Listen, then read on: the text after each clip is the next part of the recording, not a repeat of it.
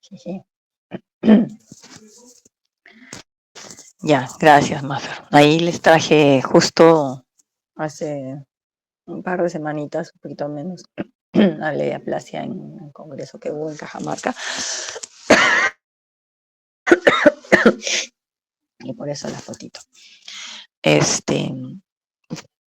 pasar la siguiente, Mafer, por favor?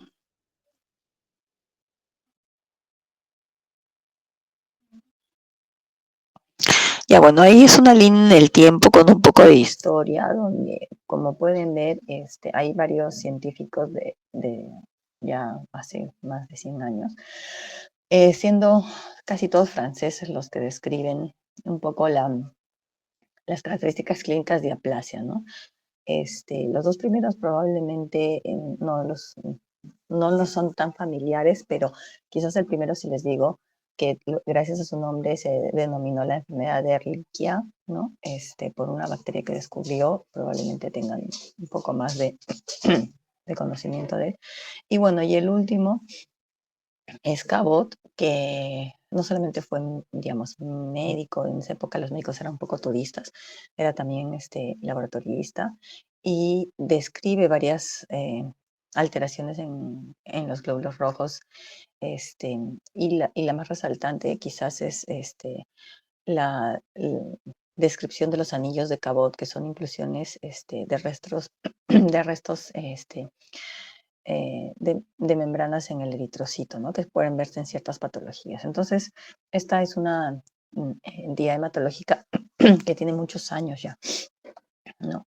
Pero recién hace, digamos, a mitad del siglo pasado es que se comenzó a entender un poco su fisiopatología. La siguiente, por favor. En realidad no tenemos data sobre Latinoamérica, la data es del hemisferio norte, y ellos manifiestan una incidencia bastante baja. Nosotros tenemos una incidencia un poquito más alta, pero igual no es una patología muy común, ¿no? Si bien es cierto, la población asiática duplica la incidencia reportada a nivel internacional, no tenemos recalco de data latinoamericana. Y la edad promedio tiene dos picos, uno entre 10 y 25 años y el otro pico en mayores de 60, ¿no? Es donde más frecuentemente se presenta esta patología. La siguiente, por favor. Entonces, los mecanismos fisiopatológicos ya están establecidos hace mucho tiempo. Existen tres causas de daño directo, tres causas de daño puntual a médula ósea que pueden producir aplasia, ¿no? Entonces, la primera es daño directo, como la que ocurre, por ejemplo, cuando el paciente se expone a quimioterapia, a radioterapia o a productos derivados de radiaciones ionizantes, el benceno, entre otras cosas. Y esto genera un daño medular que va a depender de la intensidad de la exposición y del tiempo de exposición. La otra patología son los síndromes constitucionales, que debido a los cambios epigenéticos en las, digamos, células, se logran tener mutaciones de línea germinal, ¿no?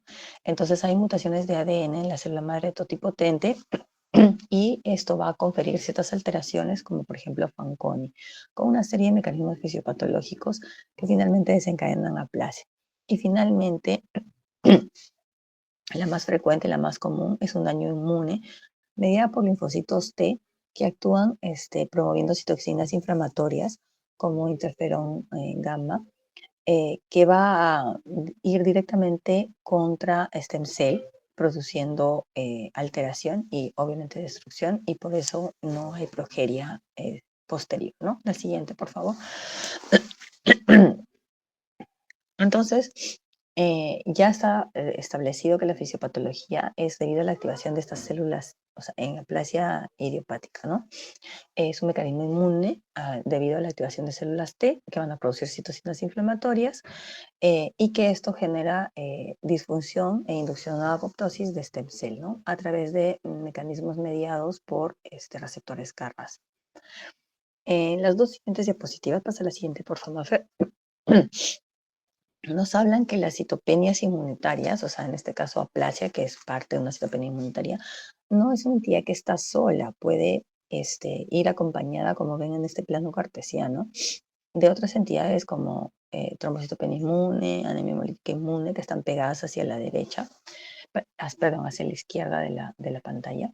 Y hacia la derecha vemos todos los trastornos hematológicos que pueden compartirse en común, ¿no? Como ven en el círculo rojo, anaranjado, que se mezcla con el azul y con el amarillo, donde se, digamos, interponen características de ambas entidades, como aplasia y mielodisplasia, ¿no?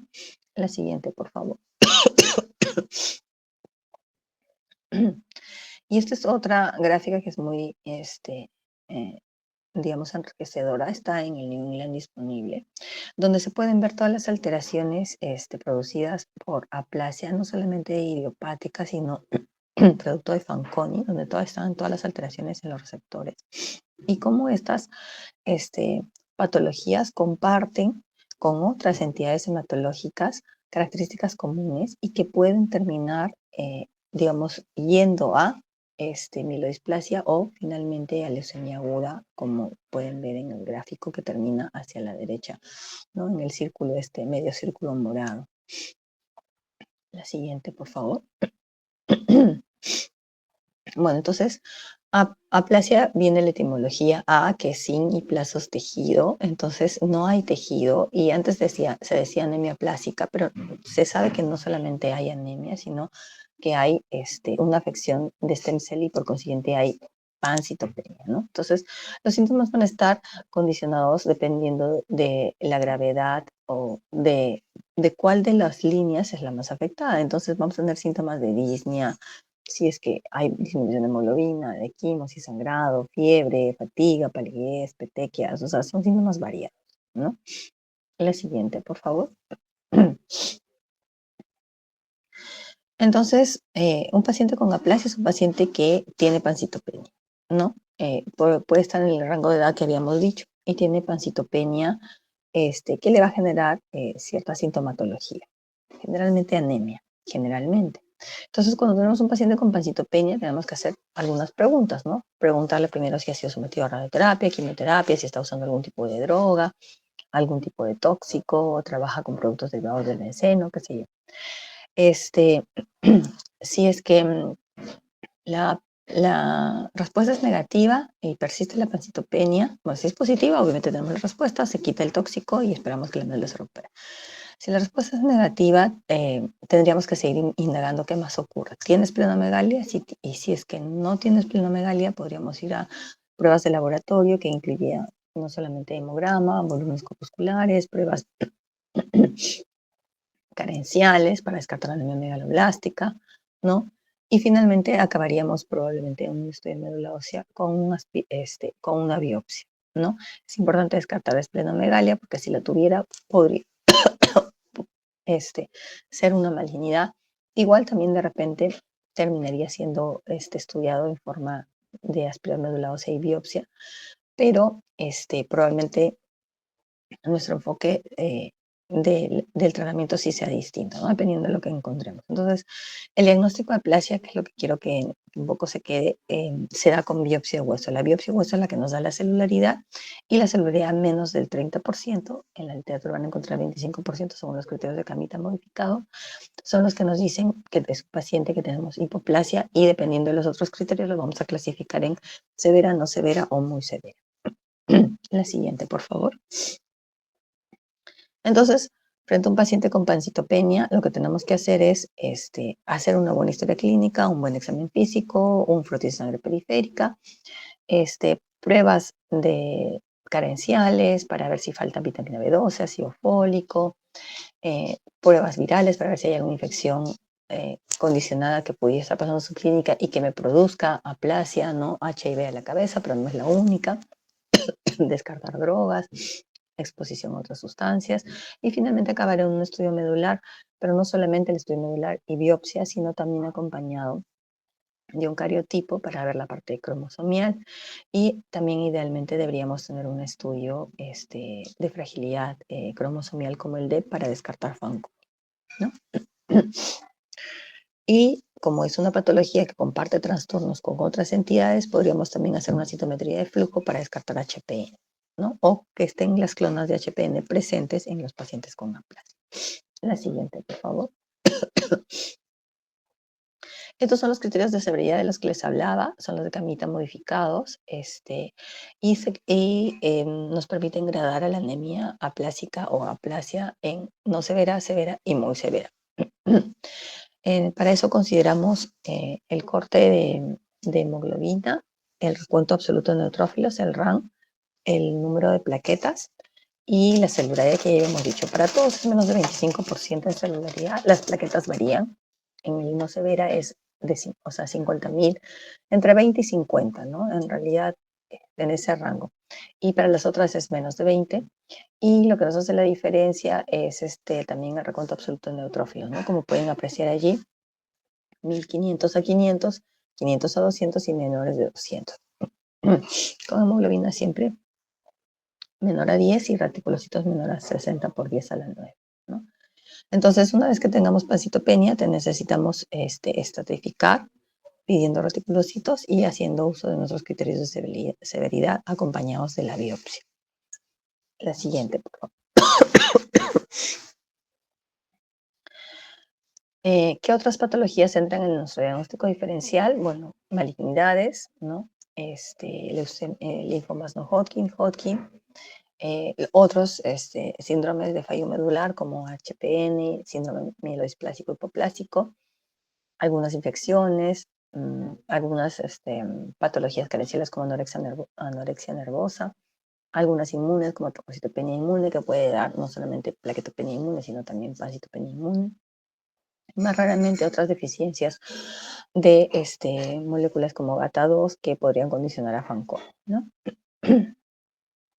La siguiente. Ok, para el tratamiento es muy sencillo. Ahí se divide. La primera parte es el tratamiento de soporte y es un tratamiento multidisciplinario. O sea, no solamente hay que dar soporte de hemocomponentes, sino también hay que dar soporte emocional, psicológico y social, ¿no? La idea es individualizar a nuestro paciente, pero el objetivo siempre va a partir por tratar de mantener la hemoglobina idealmente en 8 y las plaquetas idealmente 10.000 o más, ¿no? Obviamente esto no es una regla y el paciente puede necesitar transfundirse con un 8,85 y algunos pacientes pueden no necesitar transfundirse con un 6, ¿no? Depende de cada paciente. Lo que es importante es mantener un estado hemodinámico compensado y si es que el paciente ha sido sometido a muchas transfusiones, empezar terapia de quelación con hierro para también evitar futuros daños, no solamente renales, sino en otras entidades por el depósito de hierro acumulado por las transfusiones. La parte del apoyo social y psicológico es capital, al igual que el apoyo de enfermería, pero diría que, dado que muchos de los pacientes que están en provincia no tienen acceso al tratamiento, hacen un esfuerzo y vienen a Lima para tratarse aquí y aquí generalmente no tienen donantes, entonces se genera un círculo vicioso, ¿no? Es importante que el paciente que viene de provincia sepa que va a necesitar donantes para su tratamiento, ¿no? No solamente para el momento de soporte, sino sobre todo para la parte del tratamiento per se, ¿no? Entonces, los pacientes, la siguiente, por favor. Luego, bueno, las otras medidas de tratamiento como las medidas de aislamiento, el lavado de manos, este, el uso de mascarilla y otras cosas que solemos ya aplicar desde que en pandemia no hemos podido poder utilizar un poquito más ampliamente estas medidas. Y obviamente si es que hubiera intercorrencias con infecciones hay que tratarlas, ¿no? El paciente con aplasia igual puede vacunarse para prevenir precisamente la recurrencia de estas infecciones, ¿no? La siguiente, por favor. Y ya el tratamiento definitivo o el tratamiento dirigido va a pasar por clasificar al paciente, menores de 40, mayores de 40. Los menores de 40 idealmente deben ir todos a trasplante. El problema es que no todos tienen donante compatible y no todos tienen la posibilidad de acceder a un trasplante. El trasplante idealmente debería hacerse de un donante emparentado, mismatch 10 de 10, pero no todos lo tienen. Entonces se pueden utilizar otras alternativas de trasplante como trasplante haploidéntico o trasplante de un donante no emparentado con búsqueda internacional. Pero eso debería ser nuestra primera opción de tratamiento para pacientes menores de 40. Lamentablemente hay muy pocos centros trasplantadores y los que hay van a dar prioridad a otras entidades y las aplasias quedan relegadas. Entonces, eso ocurre en otras realidades. Los mayores de 40 no son candidatos a trasplante por el tipo de condicionamiento que tienen y se les da tratamiento con terapia inmunosupresora que constituye el uso de globulina antitimocítica, generalmente de origen de caballo. Puede ser de conejo, pero en las guías internacionales está primera opción la de caballo, acompañado de ciclosporina y un antagonista de los receptores de trombopoyetina como el trombopac.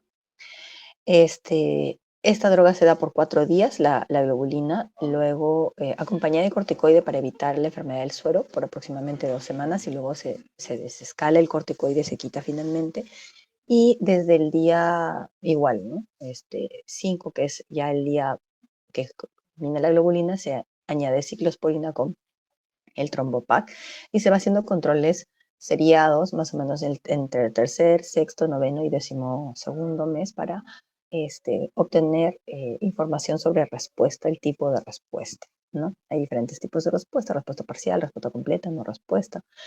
Y por lo menos lo que se trata de lograr es que el paciente se independice de transfusiones. La siguiente, por favor. Hay otras drogas que suelen estar descritas en la literatura, pero que no han reportado mucho éxito, como el eneltuzumab, el micofenolato mofetil o la ciclosporina la ciclofosfamida a altas dosis. Allí en los cuadritos tienen alguna data sobre la eficacia de este tipo de drogas utilizadas en otra época y en otras realidades, pero se ha visto que ahora no son efectivas.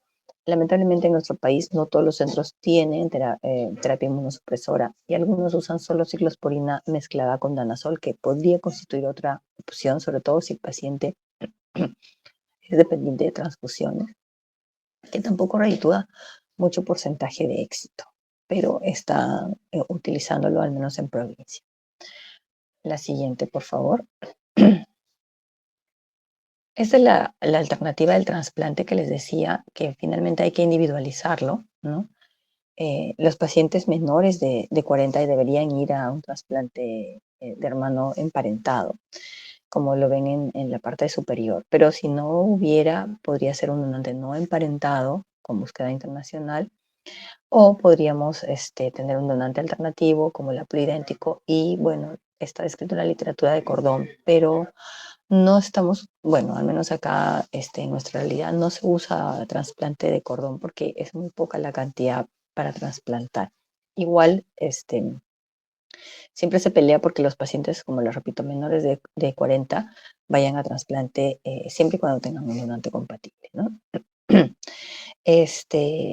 Y bueno, la respuesta, según la literatura, la podemos al tratamiento, ya sea con terapia inmunosupresora, que es para nuestro caso, obviamente con el trasplante la vemos medio, que si el trasplante prende, lo podemos ver al día 15 de post-trasplante, ¿no? Y ya una respuesta así completa, probablemente en los primeros 3 meses. A diferencia de la globulina, que el periodo puede tardar hasta, según la literatura, 6 meses, y si ya en 6 meses no hay respuesta, se habla de fracaso.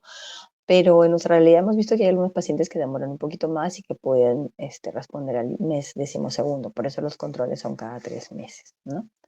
Y hay diferentes tipos de respuesta, ¿no? Como les decía, la idea es entender una respuesta completa, donde el paciente recupere todas las cuentas, la hemoglobina sea más de 10, las plaquetas más de 100.000 y los neutrófilos más de 1.500. Esa sería una respuesta completa. Pero hay otros tipos de respuesta en las que, por ejemplo, se logra independencia de transfusiones y con eso podría incluso llegar a ser suficiente para salvaguardar el estilo de vida del paciente. ¿Ok? Entonces, más o menos eso en cuanto a aplasia. No sé si tienen alguna pregunta.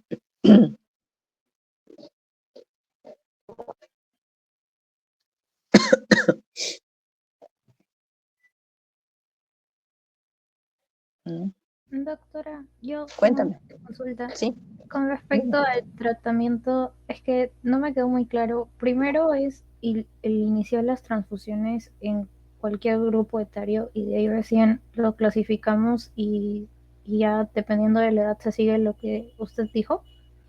Claro, lo que pasa es que cuando tú diagnosticas, o sea, tienes un paciente con pancitopenia, imagínate que te llega hoy día, ya, entonces tiene pancitopenia hasta que le pidas los virales, hasta que le hagas el estudio molecular, la citometría, etcétera, etcétera, no es que mañana le vas a empezar el tratamiento, ¿no? O sea, y en ese interín, si te llega con 5 hemoglobina y 10.000 plaquetas y sangrando, ¿qué vas a hacer? Ah, señor, aguántese.